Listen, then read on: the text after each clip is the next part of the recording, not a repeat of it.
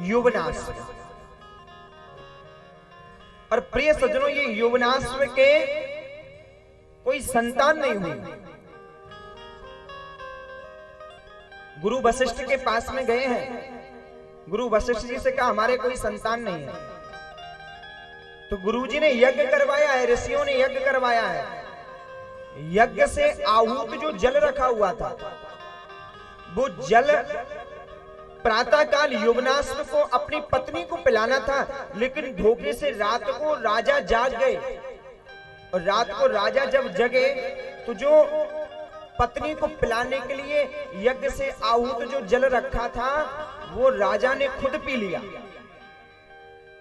ऋषियों ने प्रातः कहा कि भैया यहां जल रखा था, वो कहां गया? राजा यौवनाश्व बोले वो तो मैं पी गया। ऋषियों ने कहा बड़ा गड़बड़ हो। क्यों? बोले पुत्र तो इसी से होना था, ये तो मेरे पत्नी को पिलाना था। बोले अब क्या करें, गड़बड़ हो गया। बोले ठीक है कोई बात नहीं है, अब तो तुम्हारे पेट में ही बालक पलेगा। यौवनाश्व को गर्भ हो गया।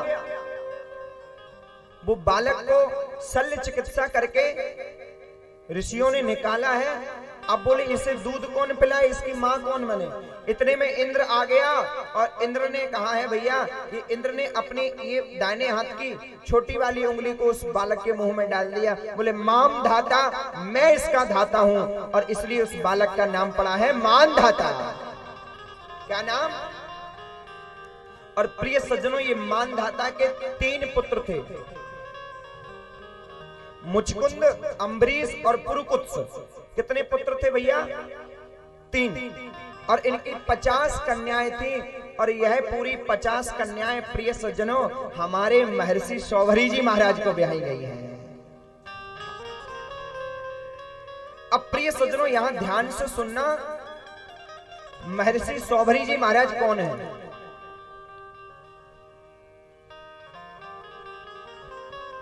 जैसे मानधाता को जानने के लिए हमने नारायण से प्रारंभ किया, उसी प्रकार बिल्कुल ध्यान से सुनना, इधर उधर मन मत भटकाना अपना।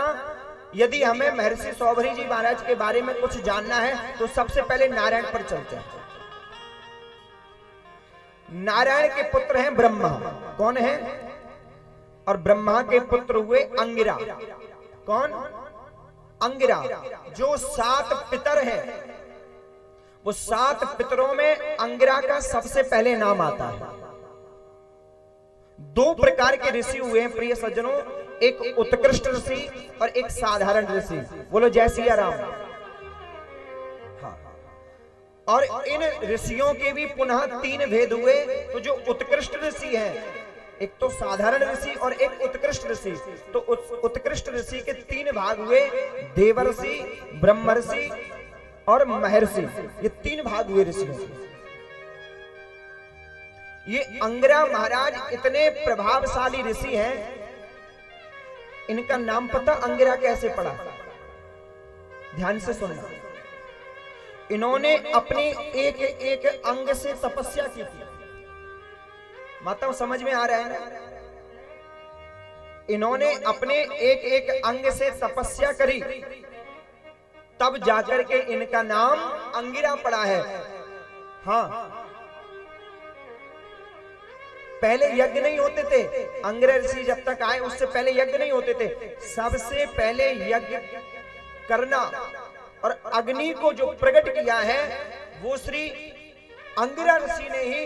होम आदियों में जो अग्नि प्रकट हुई है, वो अंगिरा ऋषि ने ही अग्नि को होम में प्रकट किया है। हवनादि कृत्य, उससे पहले हवन नहीं होते थे। अंगिरा ऋषि ने ये हवन की परंपरा प्रारंभ करी। और प्रिय सज्जनों, ये अंगिरा जो महात्मा है, इन्होंने, इनके पुत्र हुए, अंगिरा के हुए घोर। कौन हुए? और ये घोर ऋषि ऐसे हैं प्रिय सज्जनों, भगवान कृष्ण के 2 गुरु आपने जरूर सुने होंगे। एक तो इनके कुल के गुरु थे सांडिल्य मुनि। कौन? सांडिल्य मुनि। और एक इनके शिक्षा गुरु थे। कौन? बोले सांदीपनि गुरु। लेकिन भगवान श्री कृष्ण के तीसरे गुरु और थे, ब्रह्म ज्ञान के और अध्यात्म ज्ञान के। और भगवान ने बंसी बजाना किससे सीखा? आपने कभी नहीं सुनी होगी ये बात। भैया किसके पास गए भगवान कृष्ण? बंसी बजाना सीखना, किसी के पास गए? किसी के पास नहीं भैया। तो बंसी बजाना भगवान श्री कृष्ण को किसने सिखाया? बोले हमारे जो घोर ऋषि हैं उन्होंने ही भगवान श्री कृष्ण को बंसी बजाना सिखाया है। और भगवान ने गीता का जो ज्ञान महाभारत में दिया, वो गीता का ज्ञान भगवान ने कहां से सीखा था? तब कहां है भैया? वो गीता का ज्ञान भी, वो अध्यात्म का उपदेश भी महर्षि घोर ने ही भगवान श्री कृष्ण को सिखाया था। ये ऐसे महर्षि हैं घोर जी।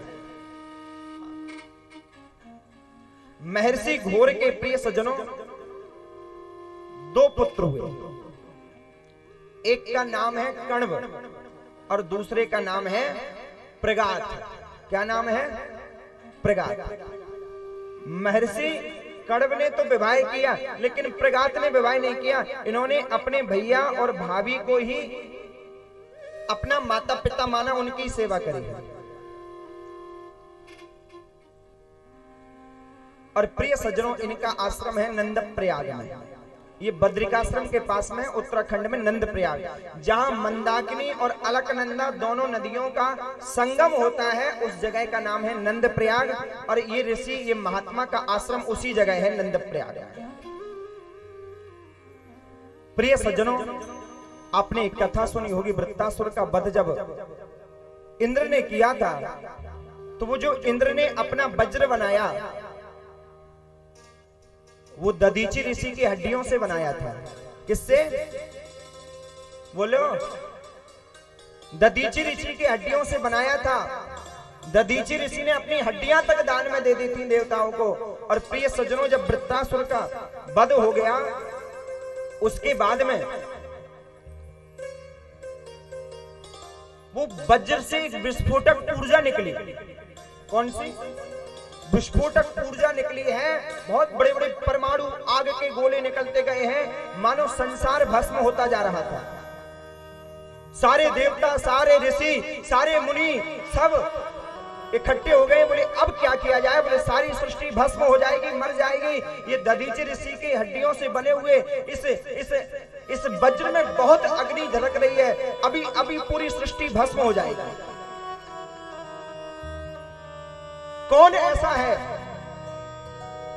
जो इस वज्र की धधकती हुई ज्वाला को शांत कर सकता है?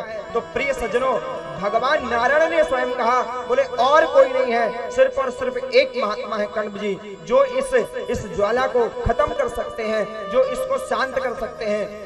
भगवान नारायण, ब्रह्मा, महेश, सारे ऋषि, सारे देवता, मुनि, गंधर्व, यक्ष, किन्नर, मनुष्य, राक्षस सब गए हैं और महर्षि कण्व के आश्रम में जाकर के नंद प्रयाग में हाथ जोड़े हैं और हाथ जोड़ करके निवेदन किया है कि प्रभु, ये वज्र सारी सृष्टि को खत्म किए दे रहा है, आप एक काम करो, इस वज्र की ज्वाला को शांत कर दो।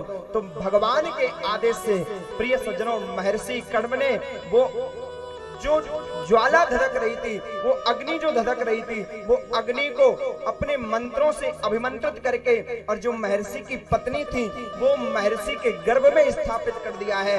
और प्रिय सज्जनों, उसी गर्भ से महर्षि, देवर्षि और ब्रह्मर्षि हमारे शौभरी जी महाराज का जन्म हुआ है। हमारे शौभरी जी महाराज प्रकट हुए हैं। हमारे शौभरी जी महाराज कोई साधारण तरीके से जन्म नहीं हुआ है भैया, ये साक्षात दधीचि ऋषियों की जो हड्डियों से वज्र बना था। दधीचि कितने परम ज्ञानी थे। और प्रिय सज्जनों, महर्षि शौभरी जी महाराज, इनका जन्म नंद प्रयाग में नहीं हुआ, भले ही इनके पिताजी का आश्रम नंद प्रयाग में था, जन्म इनका मथुरा में ही हुआ। महर्षि शौभरी जी महाराज का जन्म मथुरा में विश्रांति तीर्थ पर हुआ, जो आज विश्राम घाट है। अच्छा, मथुरा कौन कौन गए? हाथ खड़े करना। सब लोग गए। मथुरा में विश्राम घाट है, उसी को कहते थे विश्रांति तीर्थ। वहीं उसी जगह महर्षि शौभरी जी महाराज का जन्म हुआ था। और प्रिय सज्जनों, 16 वर्ष तक, ध्यान देना, कितने वर्ष तक?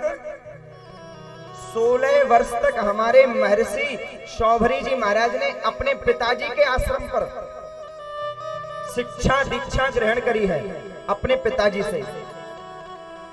और फिर पिताजी ने आदेश दिया कि जाओ बेटा अब तुम तप करो। पिताजी ने कहा बेटा तप करो, अध्यात्म का ज्ञान प्राप्त करो। तब महर्षि शौभरी जी महाराज हमारे मथुरा के पास में वृंदावन की रमणरेती नामक भूमि कालीदह की भूमि पर आ गए हैं और वहां उन्होंने अपना पावन आश्रम बनाया है, जहां सुंदर की भूमि में हम और आप दर्शन करते हैं। महर्षि शौभरी जी महाराज ने आश्रम बनाया है और प्रिय सज्जनों वहां तप करने लगे हैं, अध्यात्म ज्ञान को ग्रहण करने लगे हैं।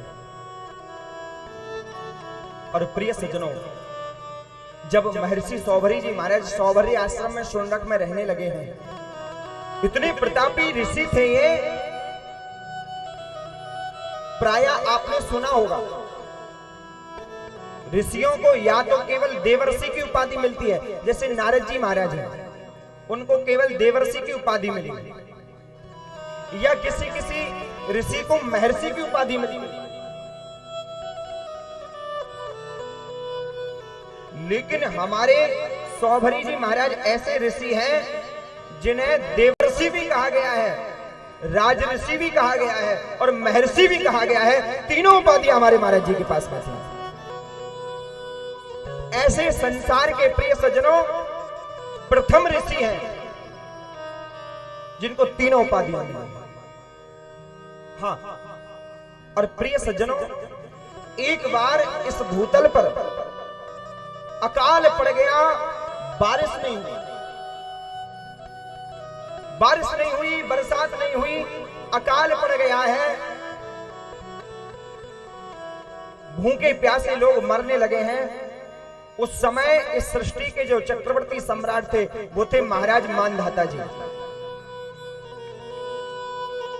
सारे संतों ने ऋषियों ने मानधाता से कहा है कि महाराज ऐसे तो हमारा पूरा सब कुछ खत्म हो जाएगा, क्या किया जाए, वृष्टि हो नहीं रही, बरसात हो नहीं रही है। मानधाता राजा ने सबके चरणों में प्रणाम किया और कहा है कि महाराज आप ही कुछ उपाय करें। सभी ऋषियों ने एक स्वर में, सभी संतों ने, सभी ब्राह्मणों ने एक स्वर में कहा है केवल यदि वृष्टि करवा सकते हैं तो महर्षि शौभरी जी महाराज करवा सकते हैं। आज मानधाता अपनी अयोध्यापुरी से चल करके पैदल बिना खड़ाऊ पहने आज वृंदावन तक पैदल चल चल करके आया है और प्रिय सज्जनों महर्षि शौभरी आश्रम में सुंदर की भूमि में पहुंचा है और महर्षि के चरणों में लोटपोट हो गया है। प्राय महर्षि अपनी घोर तपस्या में ही रहते, किसी से ज्यादा मिलते जुलते नहीं थे। लेकिन चक्रवर्ती सम्राट आया है, ऋषियों ने संतों ने प्रार्थना करी है, तब जाकर के उन्होंने अपने नेत्रों को खोला, कहा कैसे आना होगा। मानधाता ने कहा है महाराज सभी ऋषियों ने एक स्वर में कहा है आपको पता है आप तो तपस्या में लगे हुए हो, सारी सृष्टि में अकाल पड़ रहा है, खेतों में अन्न नहीं हो रहा है, बारिश नहीं हो रही है, सारी प्रजा मर जाएगी। प्रभु अगस्त ऐसे महात्मा हैं जो अगस्त सारे जल को पी तो सकते थे लेकिन जल को वर्षा नहीं सकते थे। लेकिन हमारे महर्षि शौभरी ऐसे हैं जो जिनके पास ऐसी शक्ति थी, ऐसा विशेष ज्ञान था, ऐसा विशेष मंत्र था जो पानी को वर्षा भी कर सकते थे और पूरे पानी को सुखा भी सकते थे। दोनों ब्रह्म विद्याएं हमारे महर्षि शौभरी के पास में थी। केवल प्रभु आप ही प्रजा की रक्षा कर सकते हैं। हाथ जोड़कर के सभी लोगों ने प्रार्थना करी। महर्षि ने कहा ठीक है कोई बात नहीं, आपका निवेदन मैं स्वीकार करता हूं। और आज महर्षि शौभरी जी महाराज श्री मानधाता के राज्य में आए हैं। बहुत बड़ी यज्ञशाला का निर्माण हुआ है और प्रिय सज्जनों श्री महर्षि शौभरी जी महाराज ने यज्ञ किया है और जैसे ही प्रथम आहुति, ध्यान देना, महर्षि शौभरी जी महाराज ने अपने हाथों से जैसे ही गाय के घी से प्रथम आहुति मंत्र बोल करके वो यज्ञशाला में प्रधान कुंड में प्रदान करी है, उसी समय उनके मंत्र और उनकी शक्ति के प्रभाव से उमड़ घुमड़ करके बादल आने लगे हैं और देखते ही देखते बारिश होने लगी है, बादल गरजने लगे हैं और सारी प्रजा खिली उठी है। देवताओं ने पुष्प वृष्टि की है, ऋषियों ने वेदों के मंत्रों को गाया है, संगीतज्ञों ने अपनी संगीत की धर स्वर लहरी को बजाया है। राजा मानधाता का यज्ञ सफल हो गया। यज्ञ पूर्ण हुआ, पूर्णाहुति करके महर्षि सौभरी जी महाराज चलने लगे हैं। मानधाता ने कहा है कि महाराज अब आप हमारे राज्य नहीं रहे। महर्षि सौभरी बोले मैं यहां नहीं रह पाऊंगा, मुझे तपस्या करनी है, आपके काम के लिए आया था, आपका काम हो गया, मैं चलता हूं। मानधाता ने बहुत कहा कि मैं अपनी सेना का सेनापति बना दूंगा, तुम हमारे यहाँ के कुछ जो चाहो आप वो पद ले सकते हो, आप रह जाओ। लेकिन महर्षि सौभरी ने कहा नहीं नहीं, मुझे तप करना है। और प्रिय सज्जनों, पुनः अपने सौभर्य आश्रम में सुंडक की भूमि में आए हैं, वृंदावन में आए हैं। ये यज्ञ करने से महर्षि सौभरी जी महाराज की ख्याति बहुत हो गई। जहां अकाल पड़ रहा हो, और ये मानो महर्षि सौभरी जी महाराज की कृपा से पूरी पृथ्वी पुनः जीवित हो गई। ये इतना बड़ा कृत्य किया था महर्षि सौभरी जी महाराज। अब तो बड़े बड़े राजा, बड़े बड़े महाराजा सब के सब महर्षि सौभरी जी महाराज के आश्रम में आने लगे। महाराज हमारे लिए भी कुछ बता दो, हमारे लिए भी कुछ बता दो, हमारे लिए भी कुछ बता दो। तब प्रिय सज्जनों, महर्षि सौभरी जी महाराज बड़े परेशान हो गए। परेशान हो गए, बोले भैया किस किस को हम क्या क्या बताएं। अब आश्रम में रहकर तप करते हैं तो कोई ना कोई आ जाता है। तो उन्होंने निर्णय लिया कि अब हम थल पर रह करके तप नहीं करेंगे, अब हम जल में अंदर रह करके तप करेंगे। और उनके आश्रम के ठीक सामने ही महाराज जमुना जी बहती थी। और श्री पहले हमारे इस संसार के ऋषि हुए हैं जिन्होंने जल में अंदर रह करके 60,000 वर्षों तक इतना कठोर तप किया है, वो ब्रह्मर्षि सौभरी जी महाराज। 60,000 वर्षों तक जमुना के जल में अंदर तप किया है। और प्रिय सज्जनों, एक दिन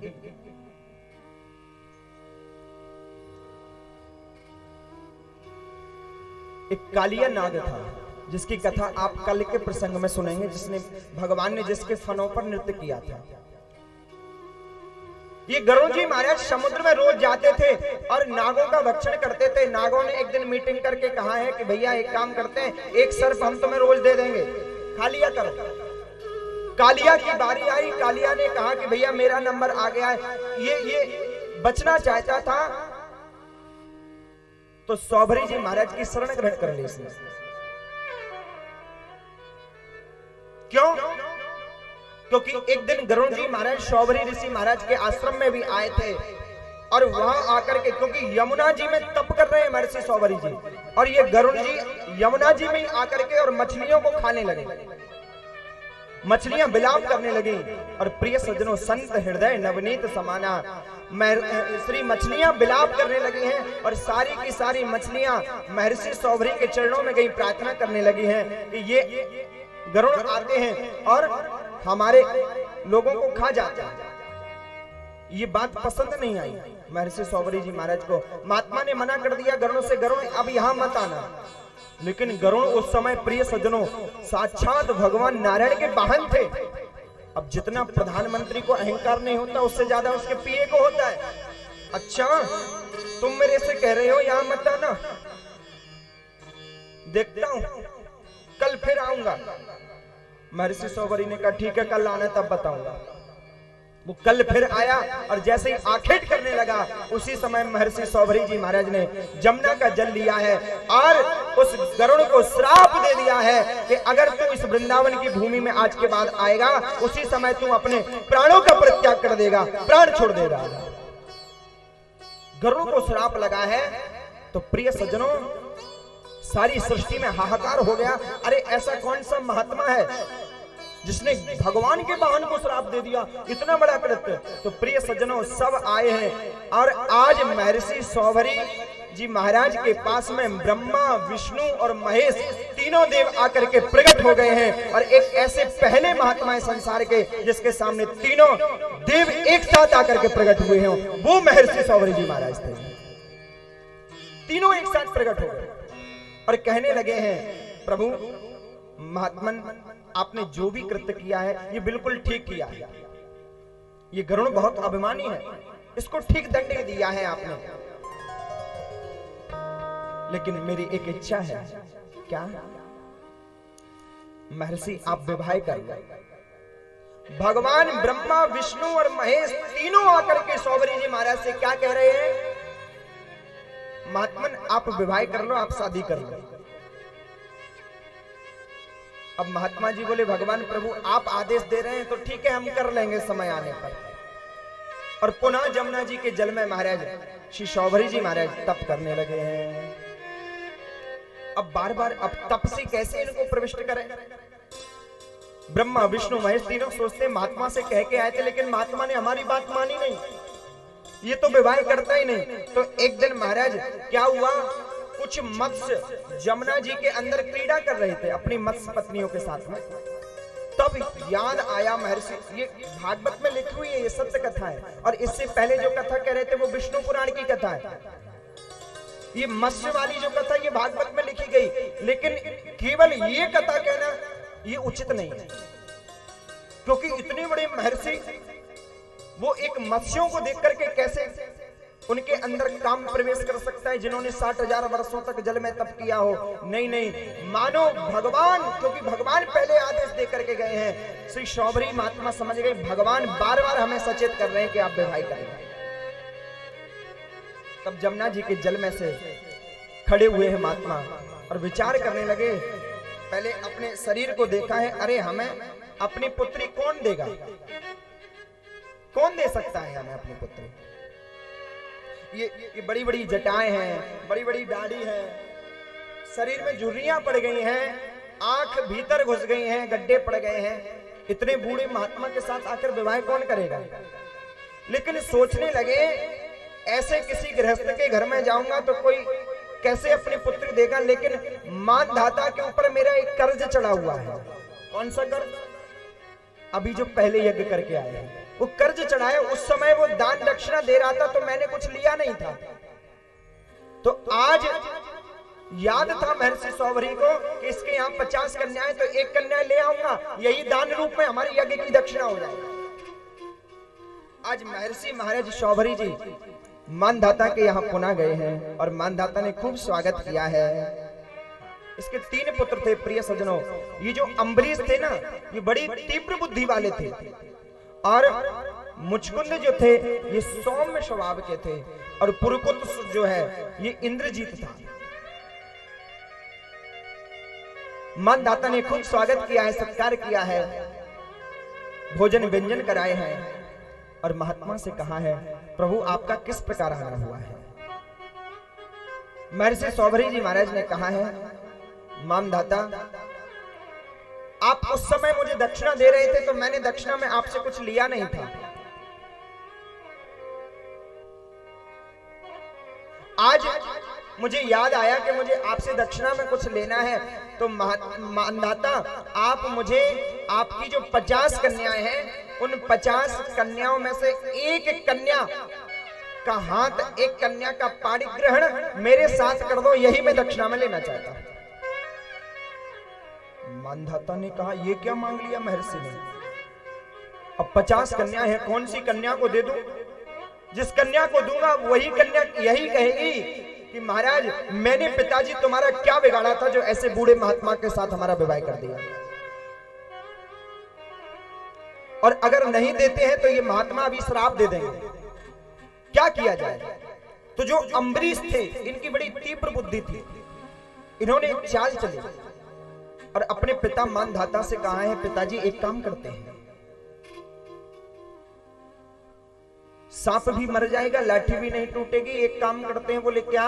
बोले महात्मा को खुद भेज देते हैं अपनी बहनों के भवनों में, जो बहन, और महात्मा से कह देते हैं जो बहन इनको पसंद कर लेगी, वर्ण कर लेगी, उसके साथ विवाह कर, जिससे हम श्राप से भी बच जाएंगे और ये भले बूढ़े महात्मा इनसे कोई विवाह करेगी नहीं, इनको कौन वर्ण करेगी हमारी बहन। मानधाता बोला ये बुद्धि आपने अच्छी दी।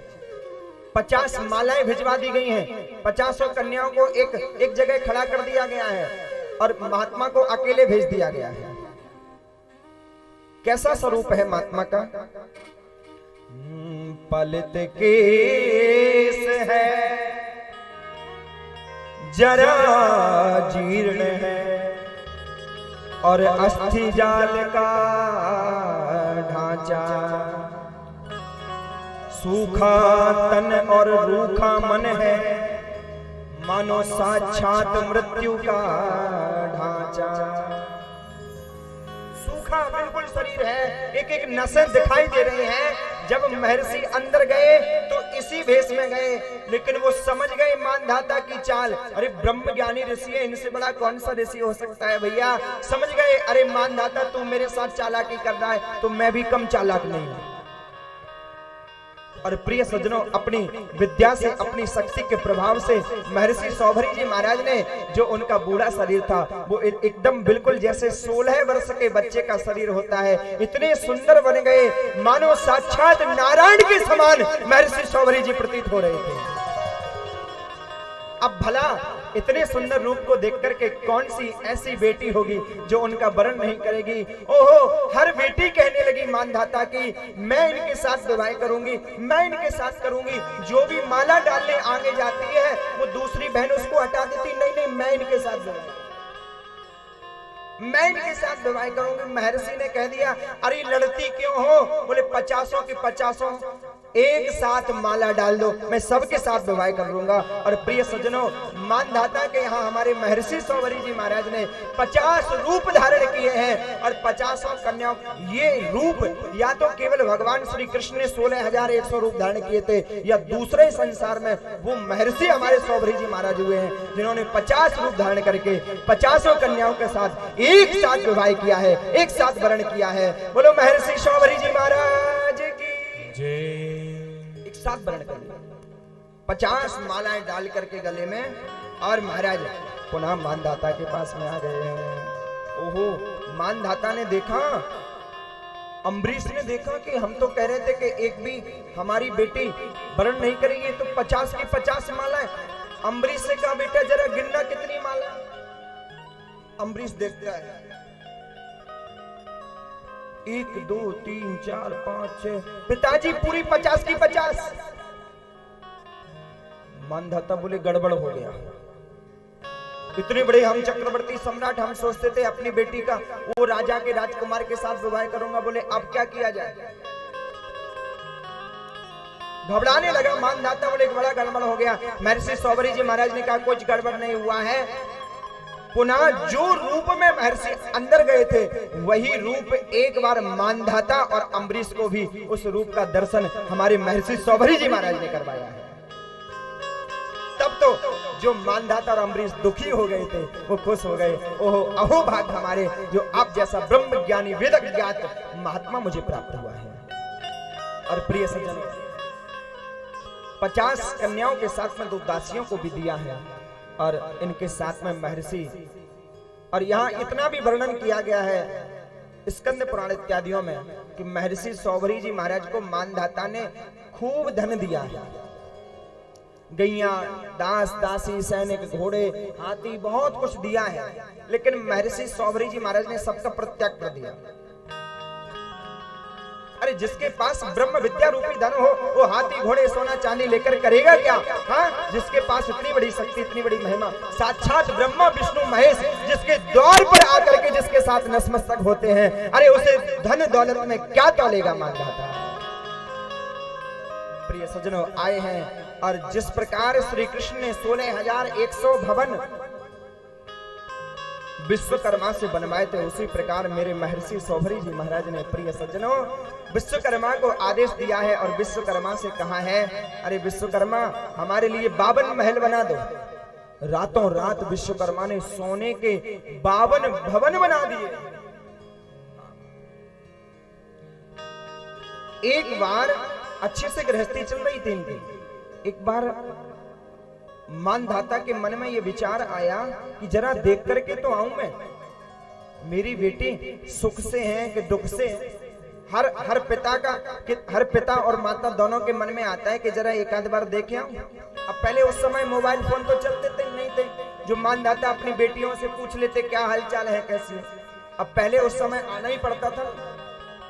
तो मानधाता और उनकी पत्नी जो बिंदुमती थी वो दोनों आए हैं, चल करके जरा मैं देखे आऊं महर्षि के हमारी बेटी कैसी रह रहे हैं। जब वो आए हैं तो प्रिय सज्जनों पहले भवन में गए, पहले भवन में जब गए हैं तो देखा कि महर्षि हमारी बेटी के साथ में ही है, खूब अच्छे से मेरी बेटी है। बेटी से पूछा बेटी कोई दुख तो नहीं है? बोले महाराज मेरे पिताजी आप भले ही चक्रवर्ती सम्राट हैं, आपके यहाँ खूब सुख था, लेकिन जितना सुख आपके यहाँ था उससे कई करोड़ गुना ज्यादा मुझे सुख महर्षि सौभरी के आश्रम में प्राप्त हो रहा है।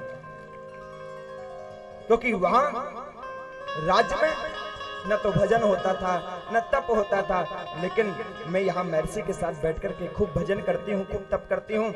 लेकिन पिताजी एक ही दुख है बस। क्या दुख है?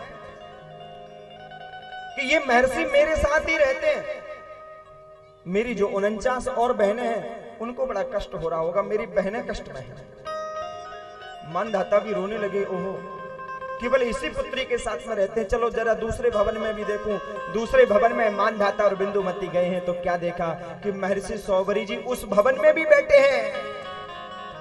पहले देखा था कि वहां मेरी बेटी और महर्षि सौभरी जी महाराज प्रातः काल खड़े हुए हैं, आहा बैठ करके कराकरे वस्ते लक्ष्मी कर रहे हैं। दूसरे भवन में क्या देखा? बोले यहाँ महर्षि सौभरी जी अपने मुख में दातुन दबाए हुए हैं और मेरी बेटी है वो उनको पानी लेकर के खड़ी है।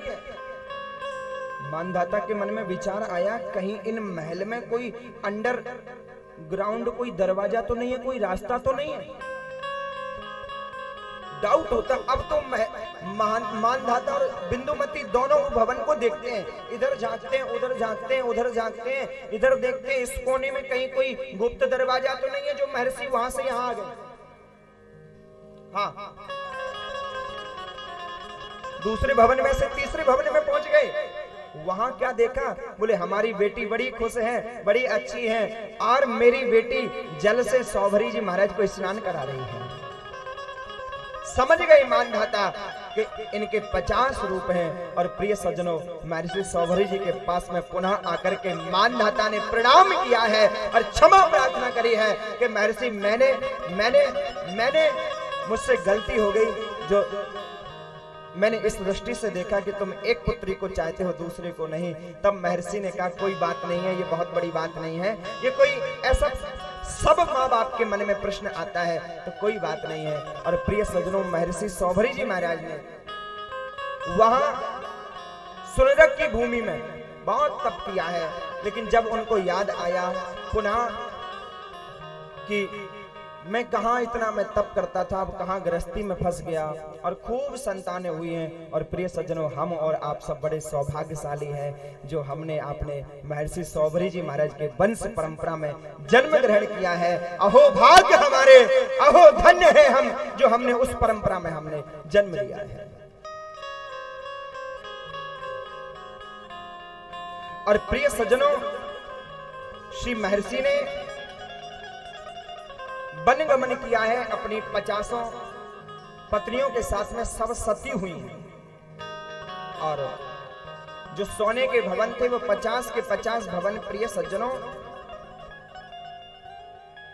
सब राख हो गए हैं, भस्मीभूत हो गए, इसलिए उस नगरी का नाम पड़ा है सुनरक। और आज भी वृंदावन में 12 घाट से रास्ता जा रहा है, बिल्कुल वृंदावन के पास काली दह की जो असली भूमि है वो सुनरक में ही है। महाराज सौभरी जी महाराज का आश्रम है। और मुझे मेरे जीवन में एक बार सौभाग्य मिला है, मैंने भी, इस बच्चे ने भी, आपके बालक ने भी सौभरी आश्रम पर हर साल भागवत होती है। एक बार सन 2014 में इस दास ने भी अपनी वाणी से सौभरी जी महाराज को ये पावन भागवत की कथा को सुना करके अपने जीवन को धन्य किया। वहां वो भूमि का ऐसा प्रताप है। और मैं जब वृंदावन पढ़ने के लिए गया था, मेरा प्रारंभिक अध्ययन का दौर था, उस समय 1 महीने में उस आश्रम में रहा हूं और मैंने अपनी आंखों से देखा है, क्योंकि वो काली दह की भूमि है, वहां नाग और नागिन, ये सर्प है, वहां ऐसे ही डोलते रहते हैं। मैं बहुत छोटा था उस समय, मेरी उम्र 13 वर्ष रही होगी। मैंने एक दिन 4-5 सर्प इकट्ठे देखे वहां नीचे। आप में से कौन कौन गए हैं सुनरक आश्रम पर? हाथ खड़े करना जरा। आपने वहां ऊपर मंदिर है और ठीक नीचे जहां सामने बगीचा जैसा है, पीछे की तरफ जहां वो यमुना जी की छोटी सी धार है, वहां नीचे मैंने बगीचे में क्या देखा, 8-10 सर्प एक साथ हैं। अब भला मैं तो छोटा था, छोटा क्या बूढ़ा भी डर जाएगा। मैं तो भयंकर डर गया। महाराज जी वहां थे। आज जो महाराज जी हैं परम पूज्य परम श्रद्धेय प्रातः स्मरणीय श्री राधेश्याम महाराज जी, मैं तो डर के उनके पास में पहुंच गया। महाराज जी वहां तो नीचे सर पे मैं नहीं जाता वहां। बोले बेटा ये ऐसी भूमि है, यहाँ तो ये कालिया कालिया रहते हैं, लेकिन कोई बोलता नहीं है। सब हमारे सौभरी जी महाराज के भक्त हैं, इनसे डरने की आवश्यकता नहीं है। कभी कभी हम वहां सोते थे तो हमारे बगल से निकल जाते थे सर, लेकिन जब वहां रहने लगे तो फिर कोई डर नहीं लगता। ऐसी भूमि है प्रिय सज्जनों। और उन्हीं की वंश परंपरा में जो ब्राह्मण हुए हैं प्रिय सज्जनों, उन्हें कहा गया है आदि गौड़ अहिवासी ब्राह्मण। क्या नाम है पूरा? जोर से बोलो भाई। आदि गौड़। अब ये समझ लीजिएगा, कई लोगों के मन में नाना प्रकार के विचार आते हैं। बोले आदि गौड़ ये है क्या? अब पूरे नाम का अर्थ आप समझिएगा, ध्यान से सुनना एक एक बात को। ये आदि गौड़ इस शब्द का अर्थ क्या है? आदि कौन है? आदि में यानी जो सबसे पहले, उसे आदि कहते हैं। फर्स्ट को, जिसे इंग्लिश में फर्स्ट कहते हैं, वही आदि है संस्कृत में। हिंदी में अपन पहला कह लें। आदि में कौन था? बोले केवल नारायण थे। गौर नाम किसका है? बोले नारायण का नाम है गौर। ये पहले शब्द था गौर। क्या शब्द था? अब धीरे धीरे धीरे धीरे करके वो शब्द गौड़ हो गया, वो राका ना कर दिया गया। आदि गौड़ का मतलब है नारायण। क्या नाम है? आदि गौर, वो है भगवान नारायण। और प्रिय सज्जनों बिल्कुल ध्यान से सुनना मन लगा करके, जिस समय समुद्र से महालक्ष्मी मैया प्रकट हुई और लक्ष्मी जी ने भगवान नारायण का वर्ण किया, जैसे ही गले में माला पहनाई तो माला तो पहना दी, अब लक्ष्मी और नारायण का विवाह कौन पड़े? तो उस समय महाराज केवल अंगिरा गोत्रीय ब्राह्मण, सौभरे गोत्रीय ब्राह्मण वहां थे महाराज। उन्होंने लक्ष्मी नारायण का महाराज विवाह संपन्न कराया है, जिससे लक्ष्मी मैया ने प्रसन्न होकर के अपनी प्रभु की उपाधि हम ब्राह्मणों को प्रदान कर दी। आज से तुम्हारा नाम आदि गौड़ ब्राह्मण हो रहा है। हाँ, कुछ लोग नाना प्रकार के अर्थ निकालते हैं। अब अहिवासी का मतलब समझ लीजिएगा। कुछ लोग, मैंने सुना है, कुछ गलत नहीं कह रहा हूं, कुछ लोग अहिवासी को आदिवासी बोल देते हैं। कई जगह बोल देते हैं। लेकिन समझ लो भैया, जैसे अभी मैंने निवेदन किया था पूर्व कथा में, जो कन्नौज नगरी के आसपास के ब्राह्मण हैं वो कहलाने लगे कान्यकुब्ज, और जो सरयू नदी के आसपास के ब्राह्मण हैं उन्हें कहने लगे सरयू पारीड़। क्या कहने लगे? सरयू पारीड़। ऐसे ही अही क्षेत्र में, अही कहते हैं सांपों को, तो सारे के सारे सर्प जब गरुड़ को श्राप लगा था तो महर्षि सौभरी के आश्रम में वहीं आसपास विचरण करने लगे, इसलिए उस क्षेत्र का नाम पड़ गया था अही क्षेत्र। अही क्षेत्र में रहने के कारण हमारा नाम अहिवासी पड़ा है। और इसका एक दूसरा अर्थ और है, वो क्या है? वहां अही क्षेत्र में जो ब्राह्मण रहे उनको तो कहा गया अहिवासी, और जो ग्वाला, जो गैया धोते थे, गैया चराते थे, जो गैया रखते थे, उनको कहा गया अहीर। क्या? वृंदावन के ग्वाल वालों को भगवान ने किस कुल में जन्म लिया? बोलो। उनको क्या कहा? क्योंकि वृंदावन के निवासी हैं हम सब, तो अहिवासी वो अह शब्द है, तो उधर तो वो अहीर शब्द हो गया ग्वाल वालों के लिए, और हम ब्राह्मणों के लिए वो शब्द अहिवासी बन करके हमारे नाम की संज्ञा को बढ़ाता है। लेकिन प्रिय सज्जनों, यहां पर कुछ लोगों ने भ्रांतियां फैलाई हैं, और वो लोग कहते हैं कि ये जो अहिवासी ब्राह्मण होते हैं, बोले ये ब्राह्मण नहीं होते। भगवान जाने कौन से ग्रंथ में उन्होंने पढ़ लिया, कौन से शास्त्र में पढ़ लिया कि बोले ये ब्राह्मण नहीं होते। तो तुम बता दो कौन होते हैं, ये भी तो बता दो हम कौन होते हैं। अरे भैया, इसके लिए मेरे पास प्रमाण है। भैया कैमरा इधर ले आओ, इधर जूम करके दिखाओ सेकंड कैमरे से। साक्षात भागवत में नवम स्कंद के 6वें अध्याय के 40वें श्लोक में श्री सुखदेव जी महाराज ने जब सौभरी जी महाराज की कथा कही है, तो उसमें विप्र शब्द का उच्चारण श्री सुखदेव जी महाराज कर रहे हैं। जब सुखदेव जैसे महात्मा महर्षि को ब्राह्मण कह सकते हैं, सौभरी जी महाराज को, तो तुम लोग कौन होते हो? सुखदेव जी ने जब ब्राह्मण मान लिया तो फिर कौन कह सकता है कि ब्राह्मण नहीं होते हैं? और इस बात का प्रमाण आपके पास लेकर के आया हूं। श्रीमद् भागवत के ये पेज है, नवम स्कंद का ये 6वां अध्याय है। भैया उधर टीवी पर आप जूम करके दिखाएं, जो लोग यूट्यूब पर सुन रहे हैं वो भी ध्यान से सुने। ये देखिएगा 6वां अध्याय है, नवम स्कंद 6वां अध्याय है।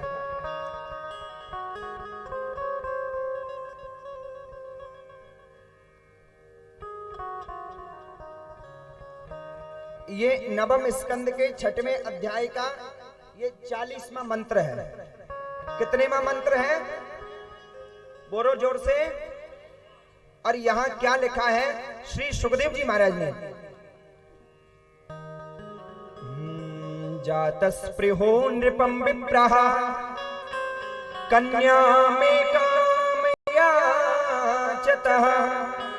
सोप्याय गृह्यतां ब्रह्मन् कामं कन्या स्वयं वरे। अब देखिएगा यहां लिखा है जातस्पृहो नृपं विप्रः। उधर दिखाई दे रहा है आपको क्या?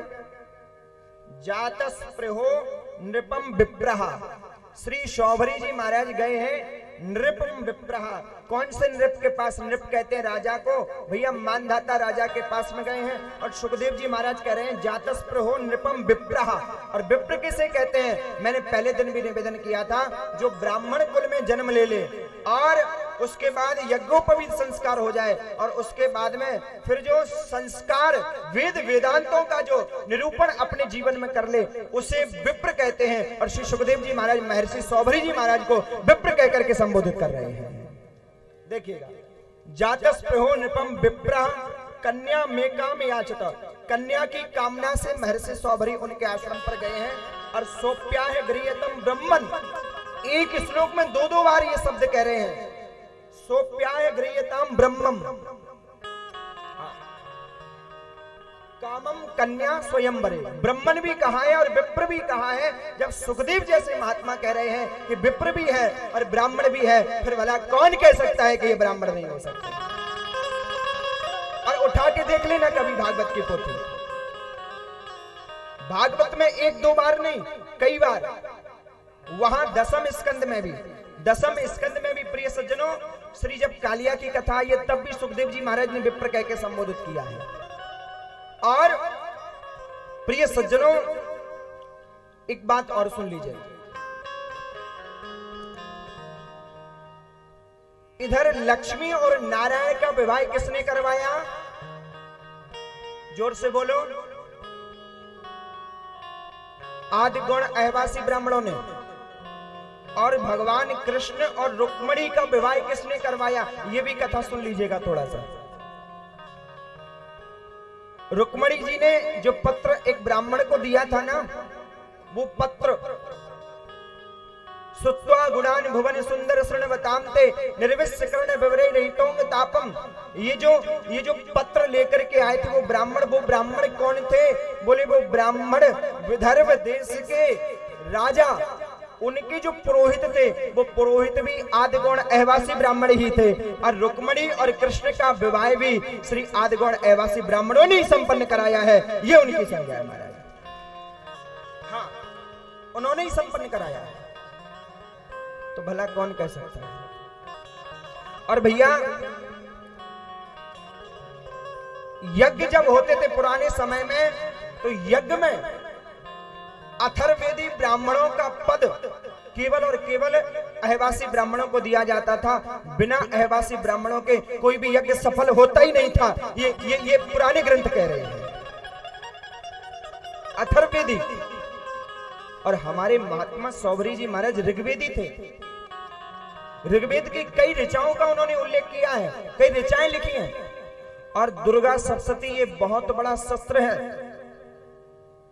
ये ऐसा अमोघ शस्त्र है, कैसा कार्य आपका पूर्ण नहीं हो रहा हो, दुर्गा सप्तशती का पाठ करवा लो। लेकिन दुर्गा सप्तशती का पाठ भी बिना रात्रि सूक्त के पूर्ण नहीं होता है। और रात्रि सूक्त को किसने लिखा है? बोले शौभरी जी महाराज ने ऋग्वेद में रात्रि सूक्त को लिखा है। तो बिना शौभरी जी महाराज के, महाराज उनकी रचना के दुर्गा सप्तशती का भी पाठ पूर्ण नहीं होता है, वो महर्षि शौभरी जी महाराज। और प्रिय सज्जनों, विदर्भ नरेश के जो पुरोहित थे वो भी शौभरे ब्राह्मण थे। और इन्हीं मालव नाम के ब्राह्मण की जो बहन थी, इनके घर में पुंडरीक जो भगवान के भक्त थे, वो पुंडरीक ने जन्म लिया है। पुंडरीक केवल ऐसे भक्त हुए हैं इस पृथ्वी पर जो सशरीर भगवान के धाम को गए हैं। वो पुंडरीक नाम के भक्त भी प्रिय सज्जनों अहिवासी ब्राह्मण समाज में ही उन्होंने जन्म लिया था। वो पुंडरीक भक्त महाराष्ट्र के हुए थे। और प्रिय सज्जनों, संस्कृत भाषा का एक ग्रंथ था, लेकिन इसको हिंदी में जिन्होंने लिपिबद्ध किया है उसका नाम था पंचतंत्र। क्या नाम था? पंचतंत्र। और ये पंचतंत्र पुस्तक पर आज भी कई लोग पीएचडी किया करते हैं। ये पीएचडी करते हैं महाराज। ये पंचतंत्र ग्रंथ भी महाराज, इसके जो रचयिता थे वो भी कौन थे? बोले महर्षि शौभरी जी महाराज के वंश परंपरानुगत जिन्होंने जन्म लिया, आदरणीय पंडित श्री विष्णु शर्मा जी इस पंचतंत्र ग्रंथ के लेखक थे। ये महाराज शौभरे कुल की परंपरा है। और प्रिय सज्जनों, कौन सा ऐसा धार्मिक व्यक्ति होगा जिसने नाम ना सुना हो? परम श्रद्धेय प्रातः स्मरणीय पूज्यपाद श्री प्रभुदत्त ब्रह्मचारी जी महाराज का है। अलीगढ़ जिले में अहवासी नगला एक गांव है जहां श्री प्रभुदत्त ब्रह्मचारी जी महाराज का जन्म हुआ है। और लगभग शायद सन 1960 में उनका कुछ ऐसा जन्म हुआ है। तो प्रिय सज्जनों, कौन होगा जो प्रभुदत्त ब्रह्मचारी जी महाराज का नाम नहीं जानता, जिन्होंने भागवत को 108 खंडों में अपने छप्पे में प्रतिपादित किया है? वो श्री प्रभुदत्त ब्रह्मचारी जी महाराज। और खुद शंकराचार्य जी महाराज ने जब उनके पास में एक बार भागवत के लिए कोई आया तो शंकराचार्य जी महाराज ने कहा कि मैं नहीं कर सकता, इस समय यदि कोई ब्राह्मण और विप्र कुलभूषण कोई है तो केवल प्रभुदत्त ब्रह्मचारी जी महाराज उनसे जाकर के कराओ। और महाराज जब शंकराचार्य जी कह सकते हैं कि प्रभुदत्त ब्रह्मचारी जी महाराज ब्राह्मण हैं, विप्र हैं, तो फिर हम और आप लोग कौन होते हैं? सबसे बड़ी पीठ संसार की शंकराचार्य है, भारत की पीठ है भैया, उन्होंने कह दिया। अरे कई प्रमाण है भैया। और प्रिय सज्जनों, आदि गौड़ अहवासी ब्राह्मणों ने ही एक बार इंद्र का यज्ञ करवाया था। बोलो राधे राधे। और ये यज्ञ कहां हुआ था? मथुरा के पास वरसाने के पास में एक गांव है जिसका नाम है खायरा, खादिरवन बोलते हैं, है कि नहीं भैया? ये हमारे भैया वहीं के हैं। हाँ, तो खायरा अब हो गया उस गांव का नाम। पहले उस गांव का नाम था खादिरवन। हमारे 12 वन है वृंदावन के पास में, पूरे ब्रज क्षेत्र में एक वन है सबसे बड़ा महाराज, वो है खादिरवन।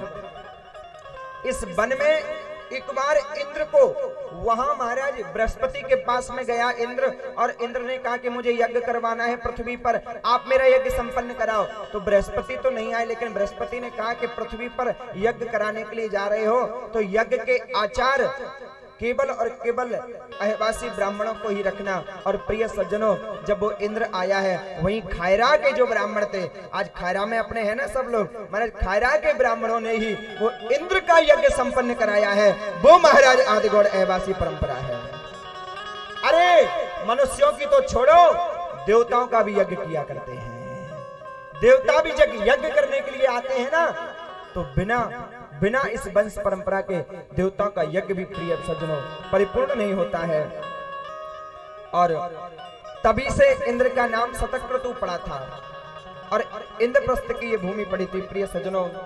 और हमारे कुलदेव जो हैं वो हैं श्री बलराम जी महाराज। और बलराम जी महाराज के जो पीठाधीश्वर हैं वो भी यही ब्राह्मण हैं। हमारी जो कुल देवी है वो कात्यायनी मैया है। कौन सी मैया? कात्यायनी मैया है। बोलो कात्यायनी मैया की, श्री बलदाऊ जी महाराज की। प्रिय सज्जनों, बड़ी सुंदर ये पावन चर्चा है। श्री प्रभुदत्त ब्रह्मचारी जी महाराज ने बहुत आश्रमों का संचालन भी किया है। दिल्ली में है, झूसी में है, प्रयागराज में है, वृंदावन में भी है। 1960 में नहीं, 1942 में श्री प्रभुदत्त ब्रह्मचारी जी महाराज का जन्म हुआ था। 1942 से लेकर के 1990 तक ये रहे। और प्रिय सज्जनों, एक बार श्री प्रभुदत्त ब्रह्मचारी जी महाराज ने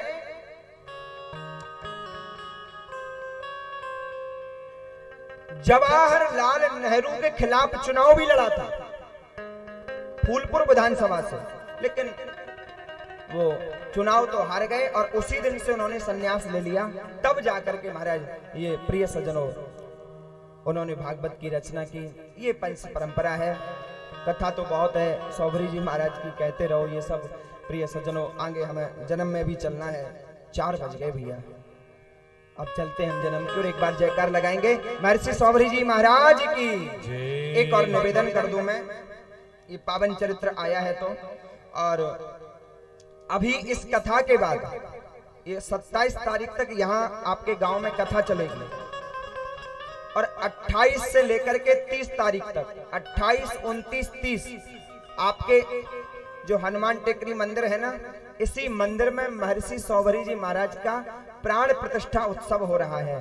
और सौभाग्य से इस प्राण प्रतिष्ठा का जो हमारे यजमान हैं सुशील पचौरी जी, उन्होंने हमें आचार्य नियुक्त किया है। और मुझे ये सौभाग्य मिल रहा है कि हम अपने महर्षि की प्रतिष्ठा करवा रहे हैं। और मैं आप सबसे निवेदन करना चाहूंगा कि आप सब भी देखिएगा, महर्षि हम सबके हैं, तो आप सब भी वहां खूब सहयोग करें। और 3 दिन बराबर वहां उत्सव चलेगा, 28, 29 और 30 तारीख तक। तो आप सब लोग भी वहां, प्रिय सज्जनों, खूब आनंद लेना। खूब उत्सव हम लोग मनाएंगे खूब धूमधाम से।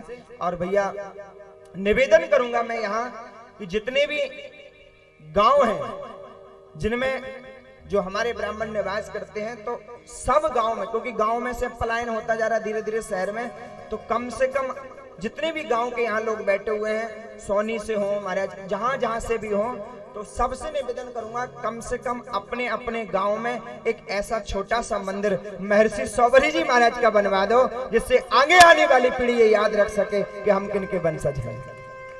अब बिरखड़ी में हो रहा है, मछरिया में तो है ही है, और भी कई जगह, इधर बलदेव में तो इधर सब जगह है, लेकिन अपने जितने हो सके तो कोई बहुत बड़ी भारी बात नहीं है, महर्षि सौभरी जी महाराज का मंदिर। और पहले जिन गांव में ये ब्राह्मण निवास करते थे, वहां जो भोलेनाथ के मंदिर होते थे, तो उन भोलेनाथ के मंदिरों का नाम भी श्री सौभरेश्वर महादेव हुआ करता था। बोले सौभरेश्वर महादेव की। और जहां देवी का मंदिर होता था, वो भी सौभरी देवी के नाम से होते थे। एक बार सभी कहेंगे, बोलो जय सिया राम।